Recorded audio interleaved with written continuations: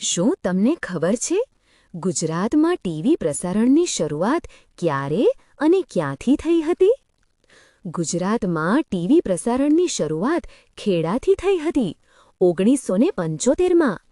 ભારતમાં ટીવી પ્રસારણ શરૂ થયું ત્યારે ખેડા પાસેના પીજને એક કેન્દ્ર તરીકે પસંદ કરાયું હતું.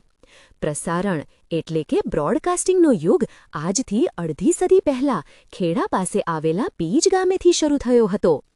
ગામવાસીઓ ટીવી પ્રસારણ જોઈ શકે એવી સરકારે વ્યવસ્થા ઊભી કરી હતી.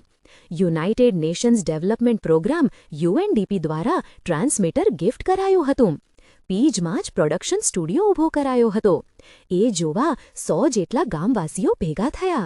સૌની આંખો સામે મુકાયેલ કાળા કલરના બોક્સ તરફ મંડાયેલી હતી, જેને ટીવી કહેવાય એવી પણ ત્યારે બધાને જાણકારી ન હતી.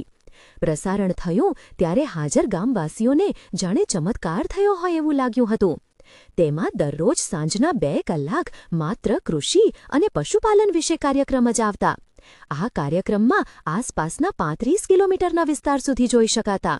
ભારત સરકાર અને UNDPના સહયોગથી આ કેન્દ્ર શરૂ થયેલું હતું, જેના માટે ટ્રાન્સમીટર ગ્રાઉન્ડ સ્ટેશન અને 650 જેટલા ટેલિવિઝન સેટ માટે UNDP તરફથી સહાય મળી હતી. જો આ વિડિયો દ્વારા તમને સારી જાણકારી મળી હોય અને આ વિડિયો ગમ્યો હોય તો આ ચેનલને લાઇક, શેર અને સબસ્ક્રાઇબ કરવાનું ન ભૂલશો.